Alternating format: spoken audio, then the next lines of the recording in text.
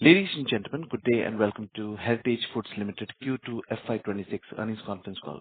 As a reminder, all participant lines will be in the listen-only mode, and there will be an opportunity for you to ask questions after the presentation concludes. Should you need assistance in the conference call, please signal an operator by pressing star then zero on your touchtone phone. Please note that this conference is being recorded. I now hand the conference over to Ms. Garima Singla. Thank you, and over to you, Ms. Singla. Thank you. Good morning, everyone. I'm Garima Singla, and it's my pleasure to welcome you on behalf of Heritage Foods Limited. Thank you for joining us today for Q2 Financial Year 26 earnings call. This call is being hosted by Go India Advisors. Please note that today's discussion may include certain forward-looking statements. Therefore, they must be viewed in conjunction with the risks that the company faces. Today on the call, we are joined by Mrs. Brahmani Nara, Executive Director, Dr. Samba Siva Rao, Whole-Time Director, Mr. Shrideep Kesavan, CEO, Mr. A. Prabhakara Naidu, CFO, Mr. J. Samba Murthy, COO, and Mr. Umakanta Barak, CS and Compliance Officer. I now invite Dr. Rao to present the company's business outlook and performance, after which we will open the floor for Q&A. Thank you, and over to you, sir. Good morning and a warm welcome to all of you. I would like to begin this call by extending our heartfelt greetings to all of you on the occasion of Diwali, a festival that celebrates light, renewal, and hope. May the season bring prosperity and positivity to all our shareholders, our farmer families, employees, partners, and all shareholders alike. Q2 of this financial year was among the toughest quarters in the recent times, marked by an extended and intensive monsoon, a lean milk season, and an intra-year butter shortage. Yet, I am proud to say that Heritage Foods once again demonstrated its ability to navigate multiple headwinds with composure and strategic agility. Despite these challenges, our business model remained resilient and delivered a stable and credible performance. Through agile planning, prudent cost management, and a sharp focus on value creation, we continue to deliver growth. Heritage Foods reported consolidated revenue of 11,125 million rupees, up 9% year-on-year, and this is our second consecutive quarter above 11 billion rupees revenue.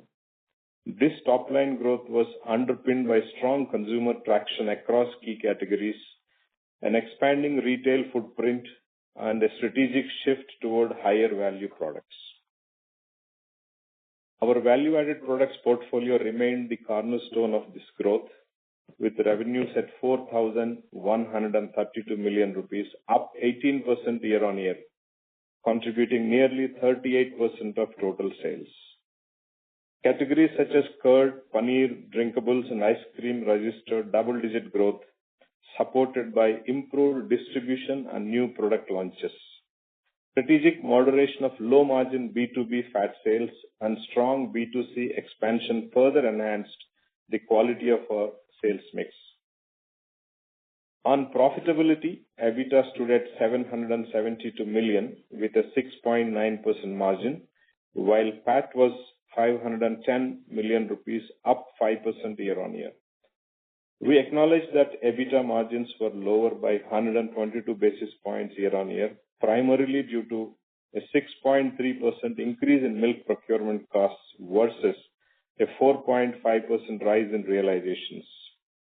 Pricing actions helped absorb much of the inflation, but the mismatch was temporary due to delayed pass-through during the lean season. Importantly, margins improved 44 basis points sequentially, indicating that normalization has already begun. Excluding the 93.6 million rupees GST refund, normalized EBITDA margins stood at around 6.1%, which we view as a sustainable base that will strengthen further as milk costs soften and volumes rise in the second half. The structural levers are product mix improvement, procurement optimization, and operational efficiencies are already visible.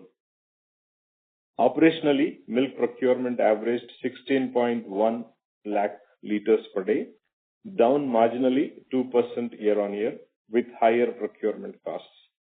To ensure uninterrupted supply, we continue to support our farmer network through timely payments and feed support. This approach preserves long-term loyalty and strengthens milk security ahead of the flush season. At the same time, milk sales grew 1.1% year-on-year to 12.1 lakh liters per day, and realizations improved to 57 rupees per liter, reflecting pricing discipline and sustained consumer trust. Our procurement efficiency programs, including route optimization, chilling infrastructure upgrades, and digital tracking, are helping contain logistics and handling costs despite volume fluctuations. Within the value-added product segment, the margin profile remains healthy. Some new and scaling categories such as yogurt, drinkables, ghee are currently in the investment phase, while mature categories like curd, paneer, and ice cream continue to deliver profitability. As emerging segments scale up, blended VAP margins will expand further. The Greenfield ice cream facility, which remains on track for commissioning by end of this financial year, will materially enhance manufacturing efficiency, logistics cost per liter, and our play in high growth, high margin frozen desserts. Simultaneously, the Heritage Nuvandi Foods operational level integration continues to gain traction, with yogurt now reaching Tier 2 cities and new SKs expanding our health-oriented range. Our wholly owned subsidiary, Heritage NutriVet Limited, delivered another strong quarter with revenue of 581 million rupees, a 34% increase year-on-year, and PBT of 54 million rupees, a 80% increase year-on-year. This growth is sustainable, backed by higher feed adoption and efficiency improvements. NutriVet's performance not only strengthens standalone profitability but also enhances cost efficiency at the dairy level through improved yields and milk quality. The recent GST rate rationalization created an opportunity to sharpen competitiveness and helps conversion from unorganized sector faster. While it led to temporary pricing adjustments, we expect stronger volumes and market share gains to more than offset the short-term impact. Encouraging traction from retail and digital channels supports our confidence in the growth trajectory for the coming quarters. Looking ahead, we expect margins to normalize as milk costs ease, supply stabilizes, and premium categories gain traction. Our focus remains on balanced margin management through calibrated pricing, mix optimization, and tight cost discipline. As we enter the festive and flush season, the environment is improving, milk availability is easing, consumer sentiment is positive, and GST-led competitiveness will drive broader market expansion. The first half of FY26 will be remembered as a period of resilience, recovery, and renewal, one where we faced inflation and weather disruptions head-on, yet remained firmly anchored to our purpose of building a sustainable, value-driven enterprise. Our focus continues to be guided by our Vision 2030 pillars: premiumization, digitalization, sustainability, and farmer-first governance. I'm happy to share Heritage has been recognized as the best workplace in FMCG 2025 by the Great Place to Work Institute. A heartfelt thanks to you, to our farmers, employees, partners, for your continued trust and confidence. Every challenging year makes Heritage stronger, more agile, and better positioned to capture emerging opportunities. With this, I now open the floor for interaction. Thank you. Thank you. We will now begin the question and answer session. Anyone who wishes to ask a question may press star and one on your touchtone telephone. If you wish to remove yourself from the question queue, you may press star and two. Participants are requested to use handsets while asking a question. Ladies and gentlemen, we will wait for a moment while the question queue assembles. The first question comes from the line of Sameer Gupta with India Infoline. Please go ahead. Hi, good morning, and thanks for taking my question, sir. Firstly, on value-added dairy, now I understand that there were weather vagaries this quarter, but even if I look at a few more quarter history, value-added dairy as a segment excluding fat is averaging around 16-17% kind of a growth. And our expectations generally from this segment is that given the opportunity and given its size today, 20% plus kind of a growth is something that we all expect. So in your assessment, is this largely a weather-related issue, or do you feel that now the base is caught up and growing at 20% plus on that kind of a base has its own challenges, but still the effort will be towards that side, but it's still a challenging proposition. Your thoughts, sir? This is Shrideep here. Good morning and thank you, Sameer.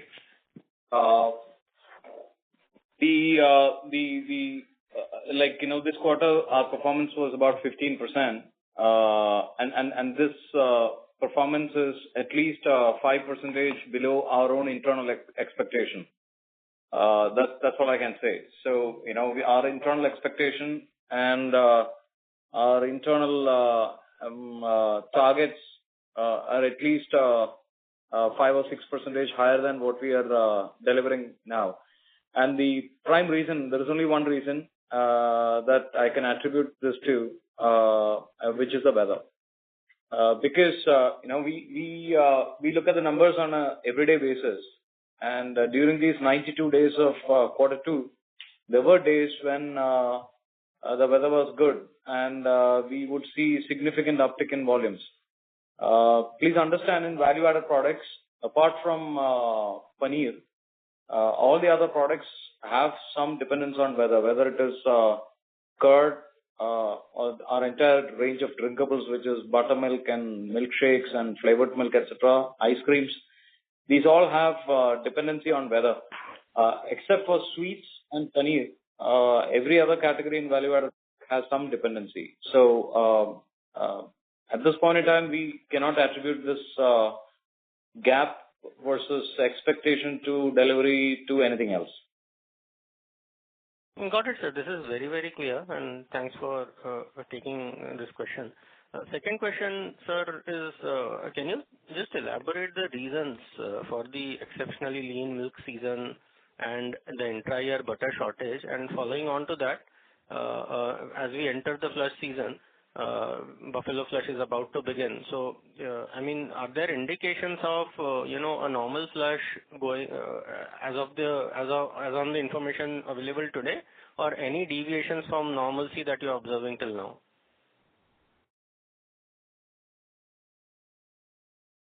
Sameer, Shrideep here again. Yes, at this point in time, we usually Q3 is usually good in terms of milk availability because of with the onset of flush post Diwali. This time around, Diwali is earlier, so we expect flush season also to be advanced from that point of view. We do not see any reason to have any worry at this point in time. We don't see any structural problem. We are hoping that the flush season will be normal as it always is, and the prices should ease. And the reasons for the lean milk season and the entire butter shortage, sir? So, see, there are so many factors actually.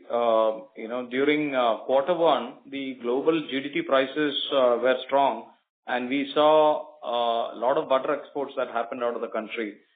That must be one reason which actually created a little bit of a commodity shortage. So the fat prices across the country had gone up during that quarter. So that's an indication of that, right? And whenever, as in butter prices actually went up quite significantly in quarter one. And whenever such a thing happens, usually the demand, free float of milk increases, and it puts stress on prices. So it's very simply put, it is more supply demand, demand being higher than supply kind of scenario on the commodity side, right? Secondly, the monsoon was quite erratic this year in the regions where we operate. We saw up to 29% excess rainfall, and too much of rain. A good amount of rain is good, because you have excellent fodder availability, and water availability improves, and the animal production stays good. But excess rainfall is not good, because excess rainfall affects production, excess rainfall affects transport, excess rainfall affects collection of milk as well. So this was the second factor which impacted the milk situation. So a combination of multiple factors is what resulted in shortage of milk and prices going up. Even then, what we should look at, Samir, is that if we had not been agile in the way we managed the situation, it would have been even worse. So I think credit is due to our procurement team, which in a very agile fashion, because of the advantage that we have of operating in multiple regions, we were able to balance. From multiple regions, we were able to balance. We were able to grow in regions which had decent availability of milk to manage the pricing, etc. Got it, sir. Just a last question, if I may squeeze in, more of a bookkeeping question. If I can have the bulk fat absolute sales and ice cream sales this quarter.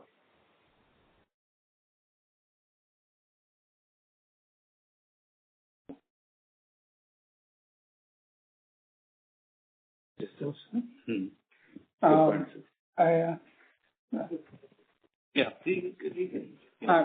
morning, Samir. This is Prabhakar, CFO. Current quarter bulk fat sale is negligible, 3.67 crores only. Corresponding quarter, 26.34 crores. Last year. Got it. And the ice cream sales, sir, this quarter?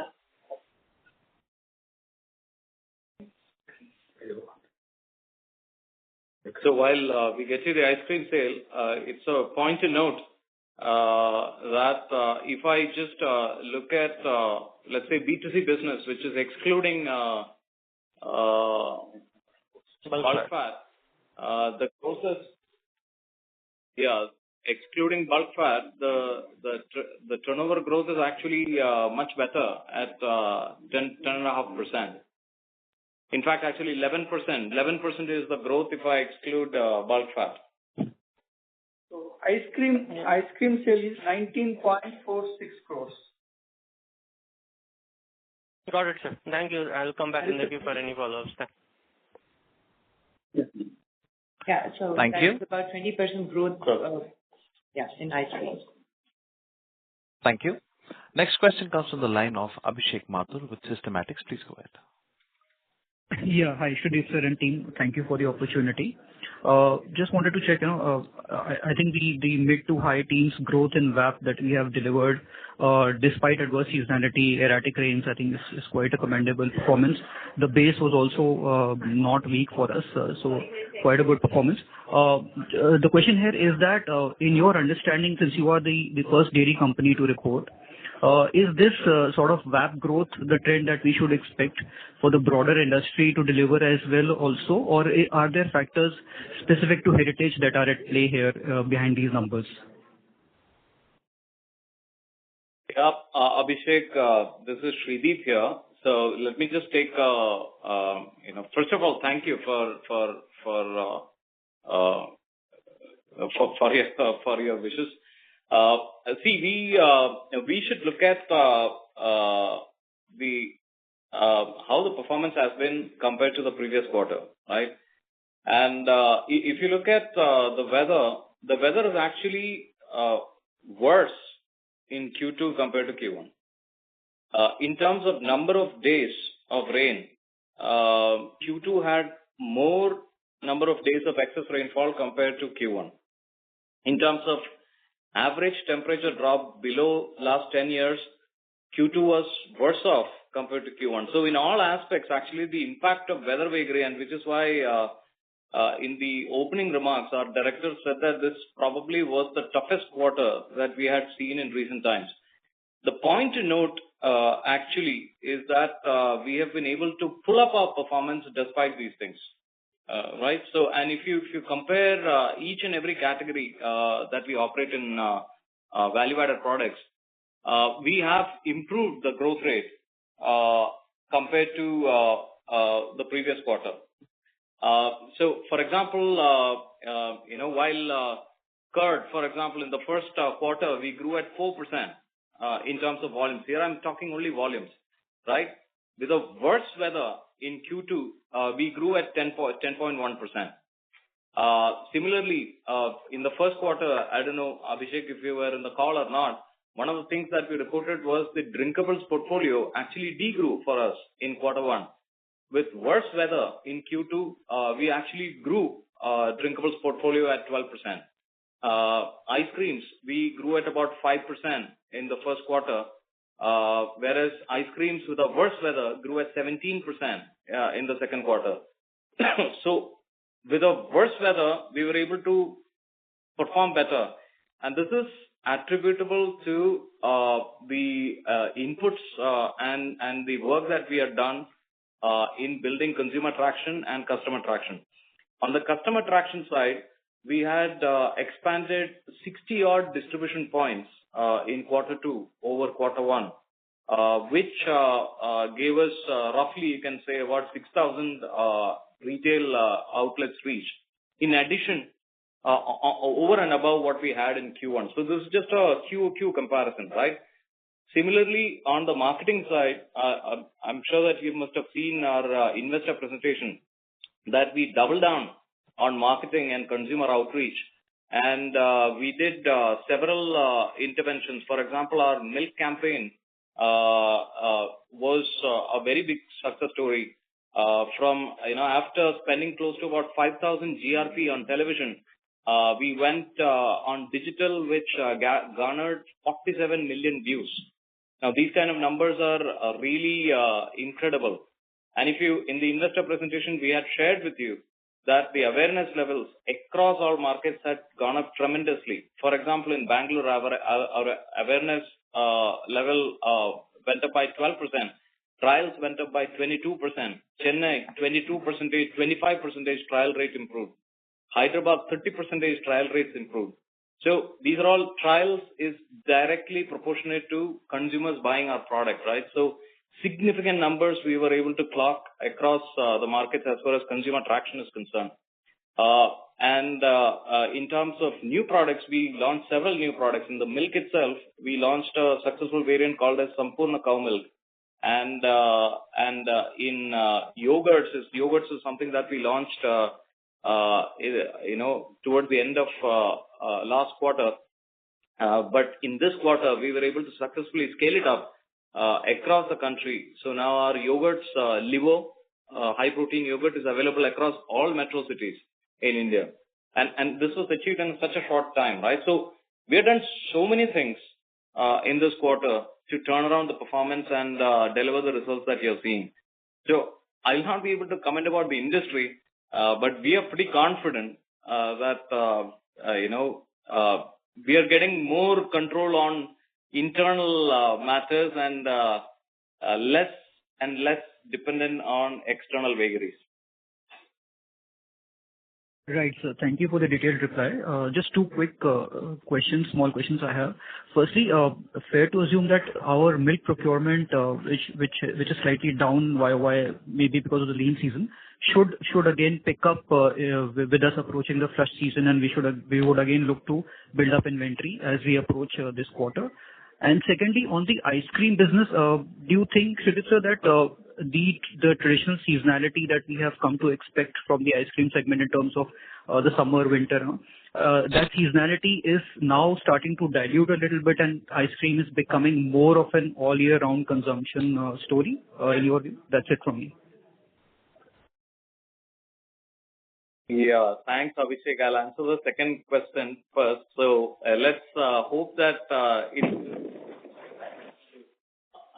as in we all see ice creams in India has got tremendous headroom. Tremendous. I cannot even tell you how much. Like in India, the per capita consumption is 1/10 of what is in the Western world.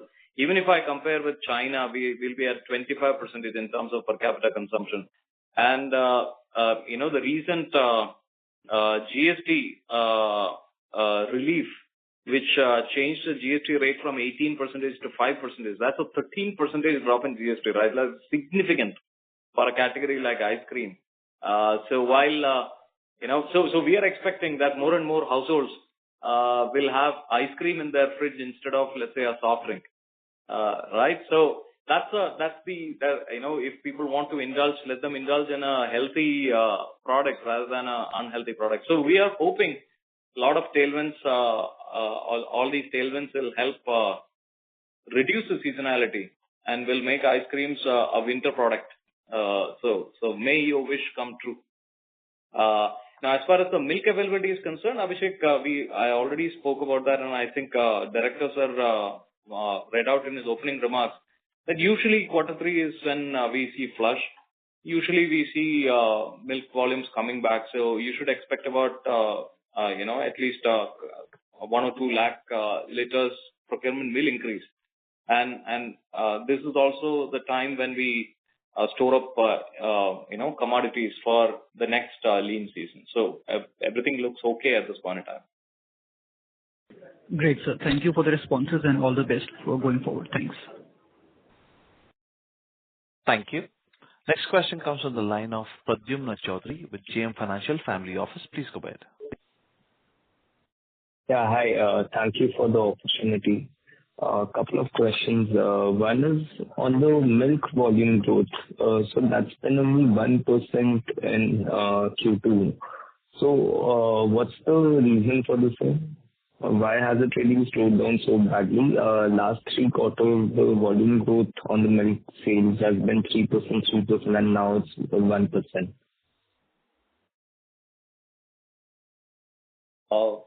Yeah, this is Shrideep here. Yeah, milk growth has been a bit subdued for our liking. It's usually we see that whenever we take up prices, it has some impact in terms of volumes. Consumption drops a little bit. So it's something that we have seen in the past as well. And in this quarter, we have taken up prices of milk by about 4.5%. We had no go but to do that because the raw milk prices had increased by about 6.3%. And although we were not able to pass on the full cost, 4.5% out of that raw milk price increase was passed on to the consumer, and that impacted the volumes. Understood. Second, on the procurement side, the procurement actually declined by 2% in this quarter. So what would be the reason for the same? Would it be attributable to the weather-related events itself, or was there any other reason for the decline in procurement? I thought I answered that in great detail. Just to summarize, multiple factors impacted. One is on the commodity side, we felt a shortage of butter, and that put pressure on milk demand. Secondly, the weather. Then there was too much of excess rainfall, which affected production and transport of milk. I had addressed this question earlier. All right, understood. No, that's what I just wanted to confirm, whether it was weather related or something else as well.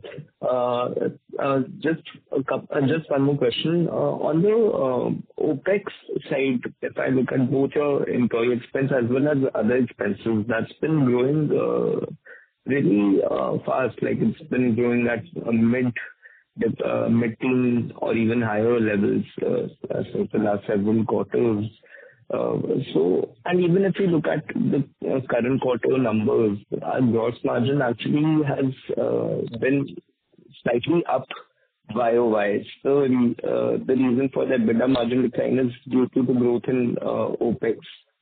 So where do we, like, what's really happening here? What are the things due to which the OpEx is really growing fast, and where do we expect it to stabilize eventually? And a related question would be on the normalization that you mentioned, that we had already seen signs of normalization. So what really is making us believe, like, in terms of, are we seeing the procurement prices already falling, or is there some other reason for us to believe that normalization is on the way? Marketing spend. Yeah. So, few cost lines, this is Sridhar here. So few cost lines are higher. Like, for example, you spoke about employee expenses. Employee expenses are higher compared to same period last year by 13.8%. Excuse me. Similarly, like you rightly pointed out, operating costs are also higher compared to last year, which is related to, again, the same thing. Marketing costs are also higher this year compared to last year, because, let me put it like this. So, we are a tad below our own expectation, not a tad below. I think, like I mentioned, about 4 to 5% below expected growth trends that we have been expecting in this particular period, primarily impacted because of weather.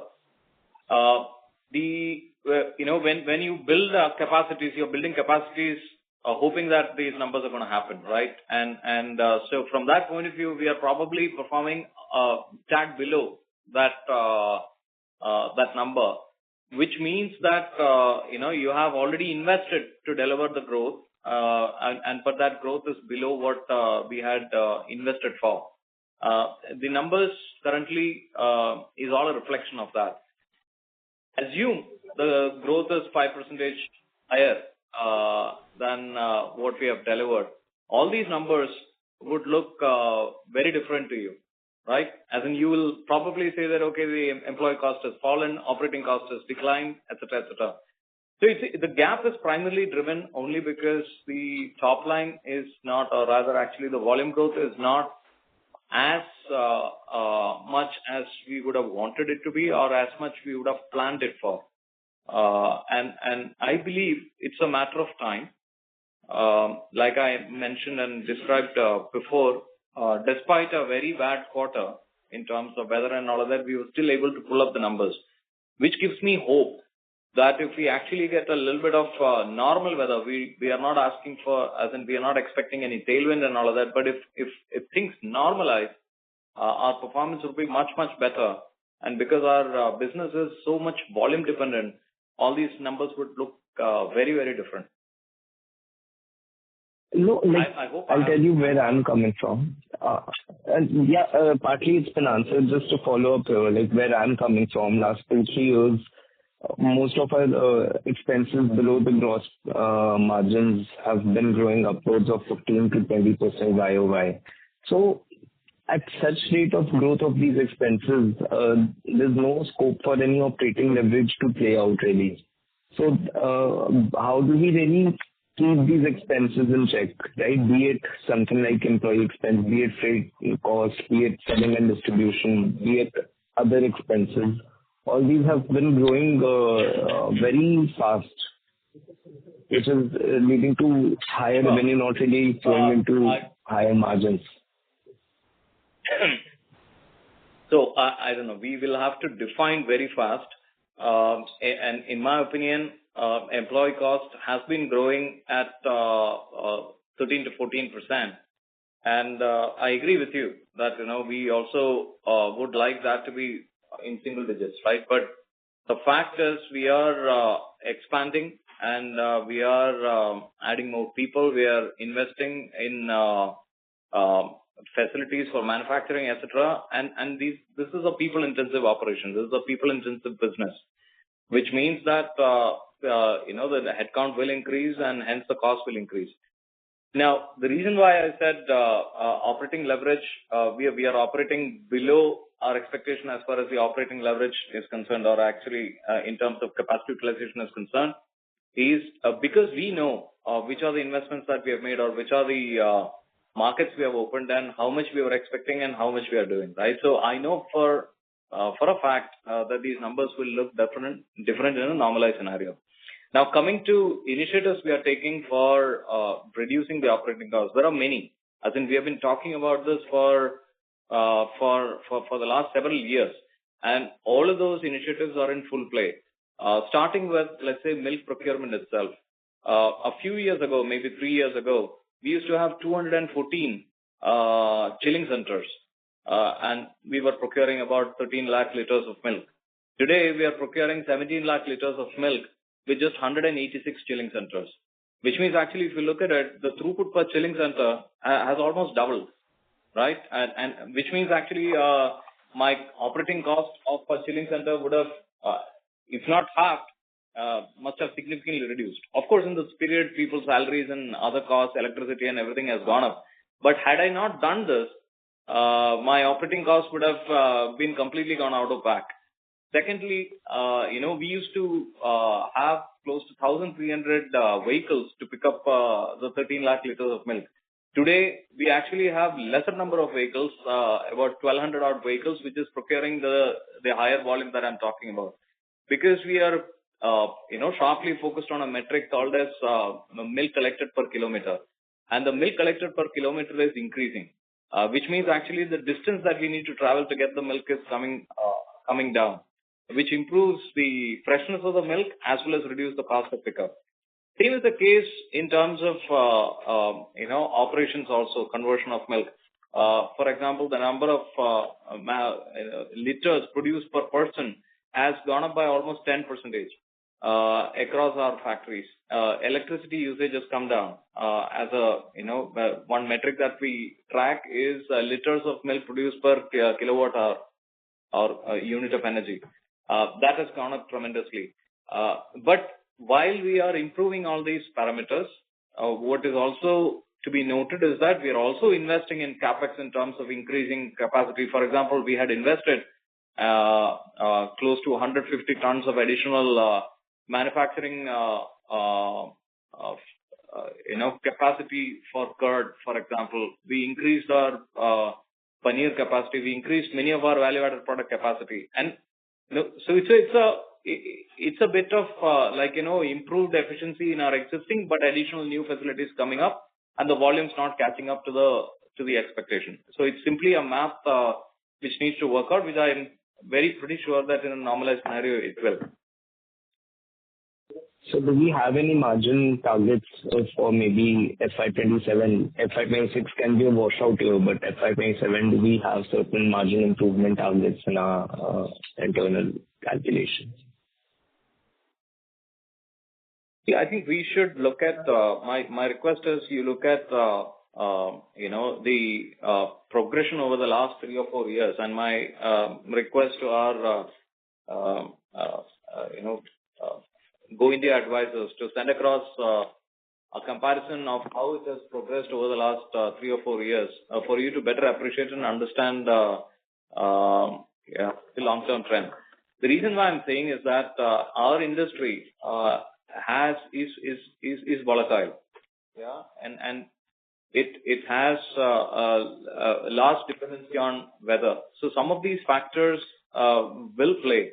We have seen in the past that every 3rd or 4th year the milk prices really go up and then it comes down, right? And then it comes down. You must have seen that in FY2022-23 was a peak inflationary period where milk prices went up so high, and then it came crashing down, and then we had a good 2 years. Okay, now this is another year where it is seen to be going up.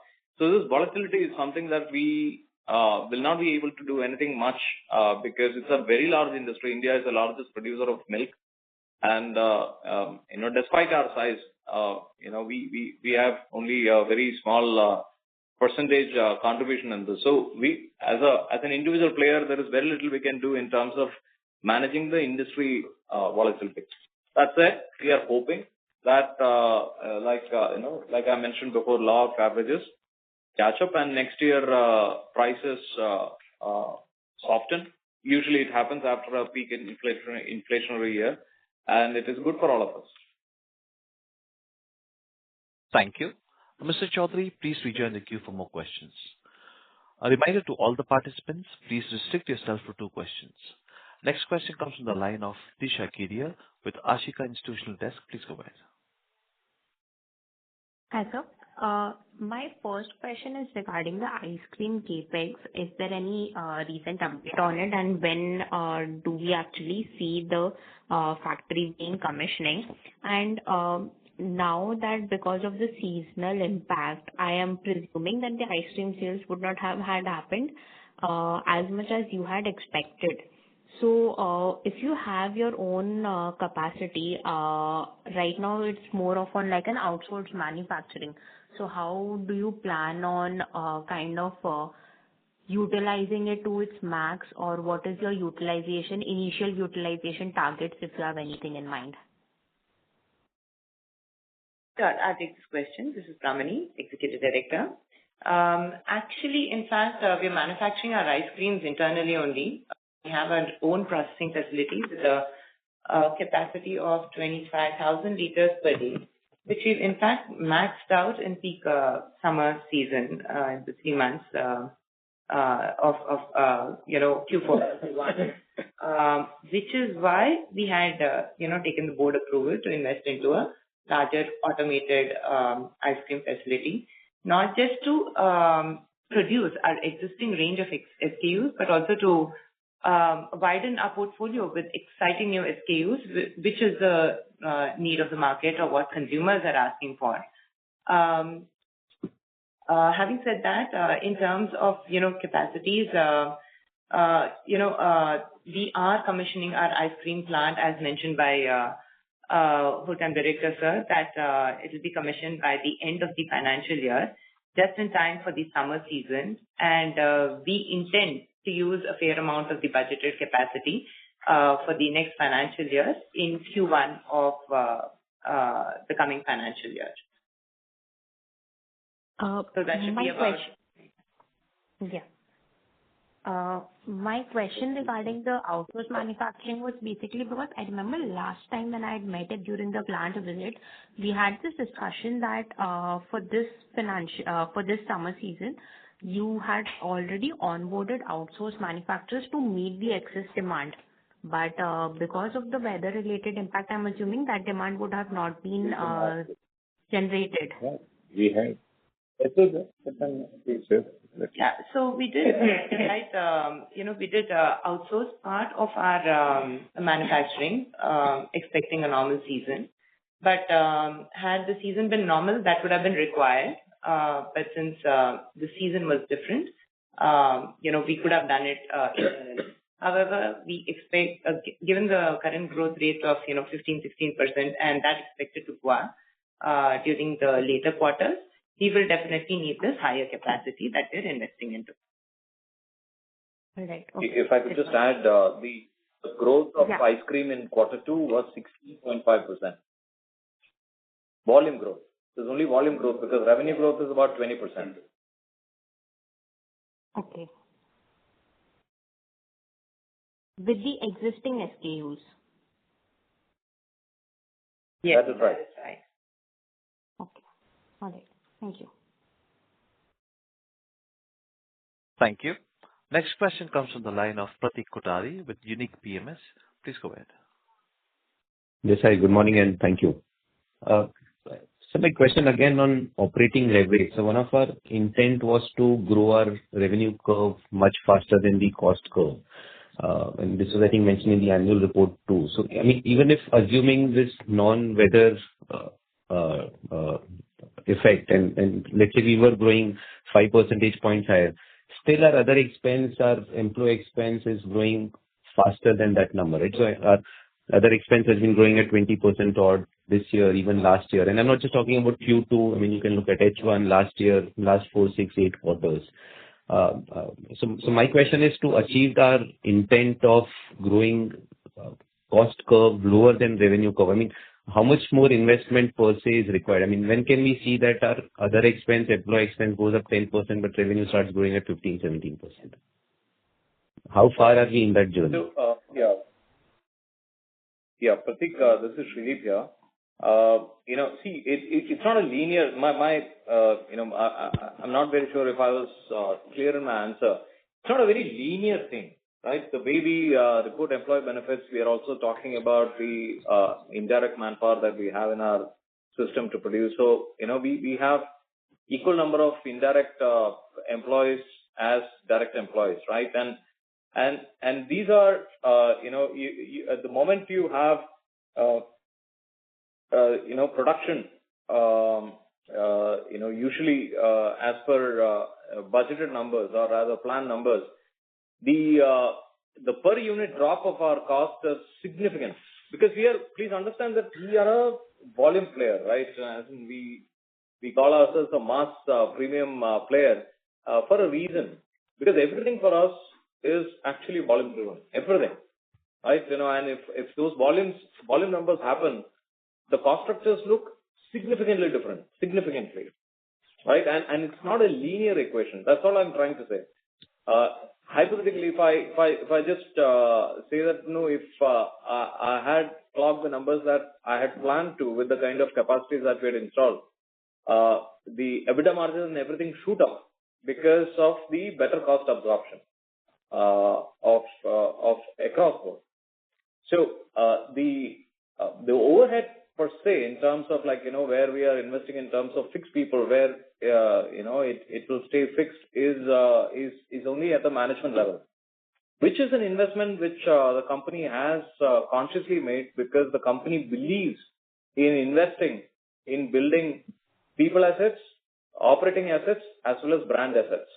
And this is something that Pratik, in the previous conversations also I have mentioned to you, that we are investing in building brand assets. For example, marketing cost has gone up, and we are okay with it because we are very confident when we see the numbers such as, for example, awareness level going up by 25 to 30%, trial rates going up by 25 to 30%. These are all fantastic numbers because this is what is going to pay returns in the long run, right? Similarly, operating assets, we are investing capex in the last several years. We've been putting in capex of 150 crores on an average per year. This has all gone into creating capacity for value-added products, and we are happy with it. Similarly, we have invested in people assets as well. Today, we have got a bunch of fantastic people who is helping us deliver results despite weather downturn. So all those assets are going to perform better, and operating leverage is exponential and not linear. These are 2 points I just wanted to plant. Correct. And so on liquid milk sales, right? So, I mean, for last, I think 6-8 quarters, we've been growing at 5-6%. I mean, last year we did not take any price hike. So, I mean, all growth came from volume growth. And this year we took price hike, so volume is off. And because for us as a consolidated company to grow much faster in early teens that we kind of aspire to, I mean, liquid milk also then has to ramp up from 5-6 to maybe 8-9. So if you can just, and I believe this would not be as weather dependent. So if you can just highlight, I mean, what can we do? What are our plans to take this up from 5-6 to 8-9? I mean, and I understand that the price hike that we took this year, but last year we didn't, but still the volume did not come through. Sure, Pratik. Shreedeep here again. A very fair question. Again, we are looking at what we do internally to see pricing, raw material price, market price, whether these are all external factors, and we are trying to reduce the impact of these in our business through actions we are taking internally. So one of the most important initiative which we have taken this year was to invest in building our brand in milk itself. So we had, I mentioned it previously, we had run a very successful television campaign on Pure Doodh Ki Shakti, which clocked 5,000 GRP. 5,000 GRP, if I can just give you a sense of it, we were the most visible advertiser in our core market. So roughly about 40% of the GRP's share of voice we had got with this campaign. And the same campaign on digital ran very strongly in Q2 with almost 47 million views. Similarly, at this point in time, as we speak now, we are the co-sponsor for one of the biggest television properties called Big Boss in both Telugu as well as in Kannada. These are all, and which is primarily led by milk, and you can see how the contestants use our milk in their kitchen and stuff like that, right? No, these are things which we believe are very fundamental in building people's belief and trust in our brand. Secondly, we just launched, I spoke about Sampurna cow milk, which just got launched in this particular quarter. We are in the process of scaling it up. In fact, day before yesterday, we launched 2 new variants for upcountry markets, which is called Sargun milk, which will come in Q3. These are all initiatives we are taking to drive milk volumes through new product introduction. And third is continued investment in expanding retail distribution. There's no substitute to that. Right? In Q2, we had expanded 60 distributor points and 6,000 retail points. You should assume that every retail point should give us at least 5 to 6 liters of milk. That's about 20,000. So if we have to sustain and get growth to 8 or 9%, like you rightly mentioned, we need to sustain this growth momentum, which means that in Q3, we need to add 10,000 more retail outlets. If we add 10,000 more retail outlets, that will give me 50,000 liters of milk, right? So we are absolutely focused on doing what needs to be done on the ground so that irrespective of price increases, irrespective of whether we can continue to drive growth, especially in milk. Thank you. Mr. Kothari, please rejoin the queue for more questions. Next question comes from the line of Resha Mehta with GreenEdge Wealth Services. Please go ahead. Yeah. Thank you. Good morning, and Deepavali wishes to the team. And I think a really good performance, especially on the VAP growth, given the challenges we had. I have a couple of questions. Maybe I'll outline all of them in one go. So clearly, I think our ad spend seem to, have been upped. If that could be quantified, for this quarter as well as the previous quarter, the previous year. Knowingly, what is the path to profitability? I think we were, envisioning break even in Q2. So have we achieved that? If not, how far away are we from that? And new markets. So if you could just comment on how is the East market doing for us, and also sometime back we had entered into Singapore and US. So what is the kind of traction that we are seeing there? And overall from export, do we see any meaningful numbers, going ahead? So these are my 3 questions.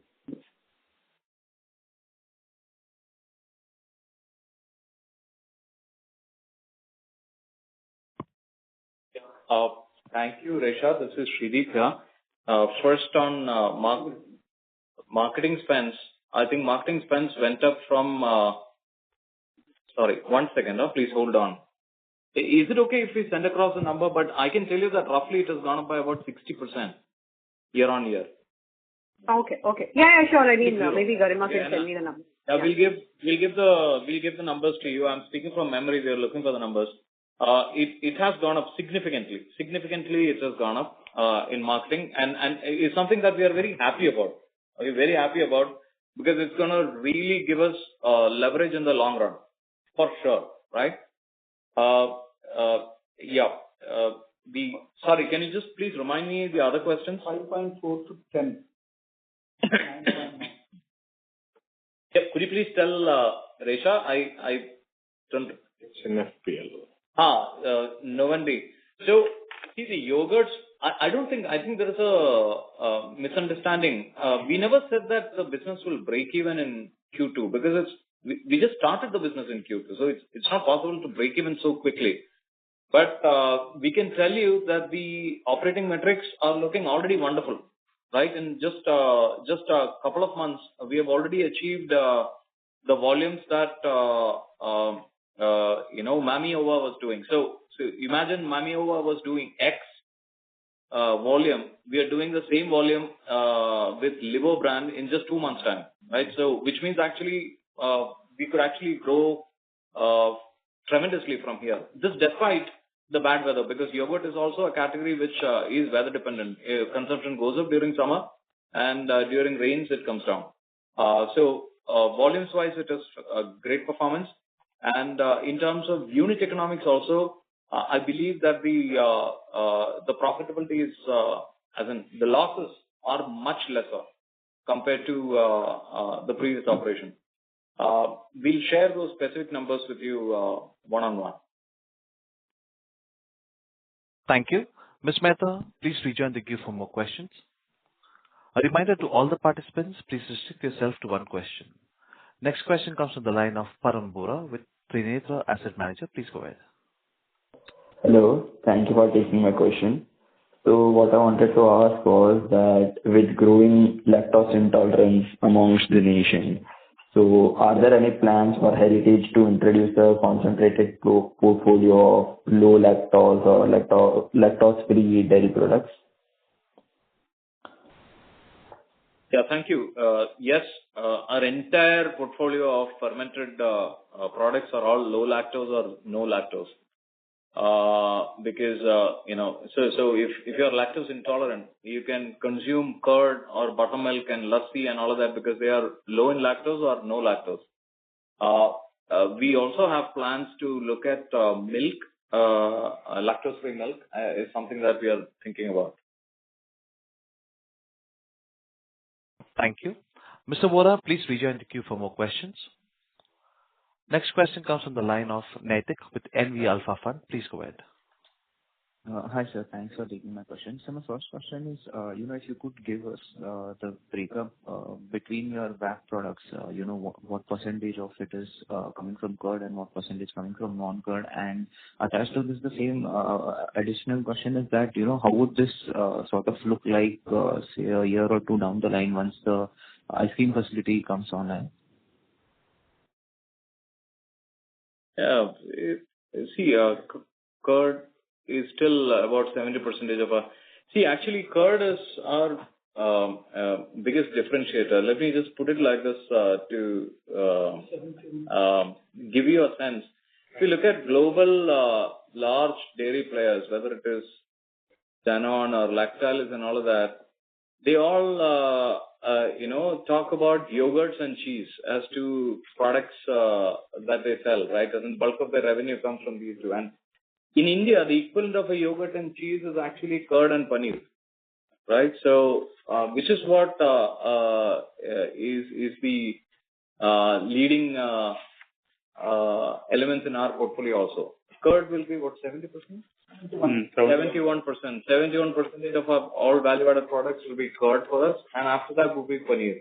So, these are two main value-added products that we are trying to build.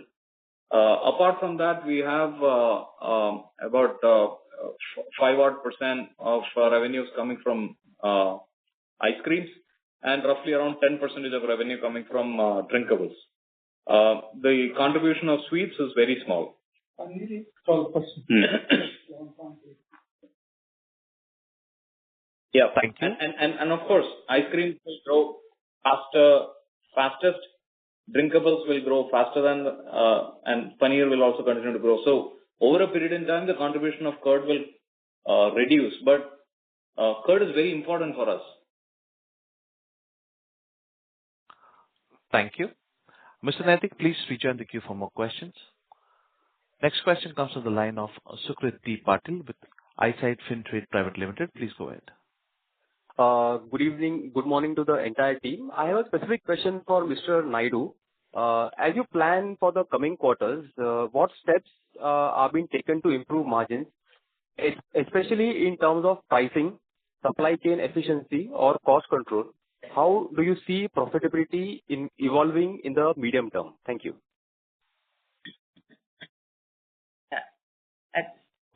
This is Brahmani, Executive Director. I think this question has been answered by my colleagues already. But of course, I think for us, value-added products drive margins. I think getting our distribution network expansion, which we've done very successfully in the second quarter, will continue to be a focus area in terms of driving margins. Aside from that, there's a lot of work that we're doing on the operations side, some of which has been mentioned by CEO already. But aside from that, automation is something that we are heavily focused on. All our new processing facilities are fully automated facilities, and whatever expansion is happening in existing facilities or renovation is happening in existing facilities is in that direction. Aside from that, when it comes to our transactions or daily operations as well, we are automating a lot of processes. If you recollect, we're the first dairy company to go on SAP end-to-end, to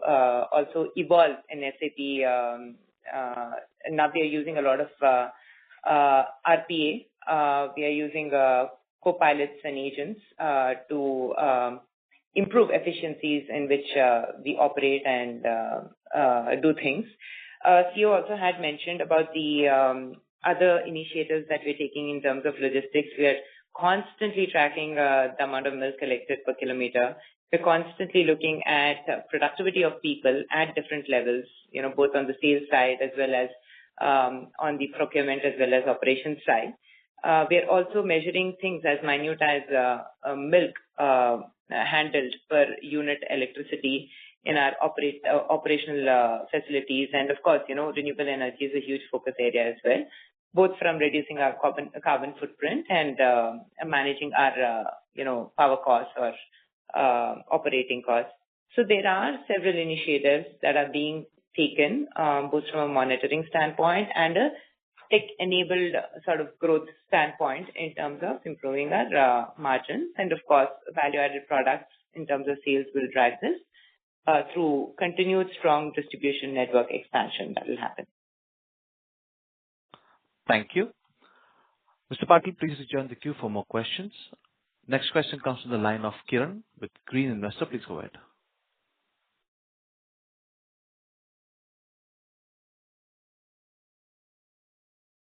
Mr. Kiran, please go ahead with the question.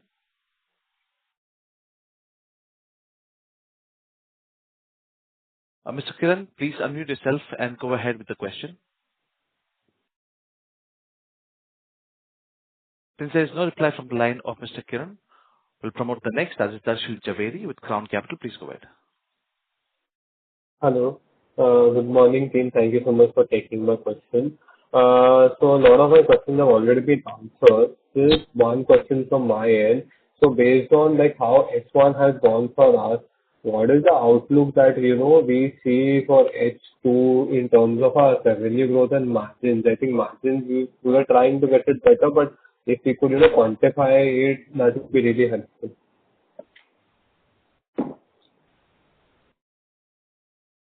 Sir, it's difficult to quantify. I can only say that we usually see milk supply getting better in quarter three, and during first season the prices come down, which means if X is the price in quarter two, X minus delta X will be the price in quarter three. Assuming the market prices we don't change, because we usually don't drop our market prices. It should be better. But that said, I want all investors to know that each of our quarter has a unique mix. Like quarter one is very high on value-added products. This year it did not happen because of bad weather. Quarter two is high on milk, but moderate on value-added products. Quarter three is low on value-added products as far as mix is concerned. See, we will continue to grow value-added products. We might grow at 20% in quarter three also, value-added products. Every indication shows us that value-added product growth in quarter three will be higher than quarter two. But that said, the mix changes because quarter three is more festive and all of that, so our fat sales go up. Fats is not as profitable as value-added products. So even though raw milk prices might come down, the product mix change is something that will influence. So rather than look at on a quarter-on-quarter basis, you should look at a long-term trend. The long-term trend is that as long as we keep improving the contribution of value-added products, like in quarter two, we were able to improve the value-added products by almost 3%. If you continue to do that over a long period in time, this is a great business, and that's what we are focused on. So my request is to look in the long term and not quarter-on-quarter. Thank you. Ladies and gentlemen, due to time constraints, we have reached the end of question and answer session. I would now like to hand the conference over to Dr. Rao for closing comments. Thank you very much to all the participants for your continued interest in Heritage. Looking forward to catch up with you for the next earnings call, quarter three later. And I again extend heartfelt Diwali greetings from myself and on behalf of Heritage family here. Thank you very much. Thank you. On behalf of Heritage Foods Limited, that concludes this conference. Thank you for joining us. You may now disconnect your lines. If you found this video helpful, please like, share and subscribe to Concall India for latest upcoming Concall.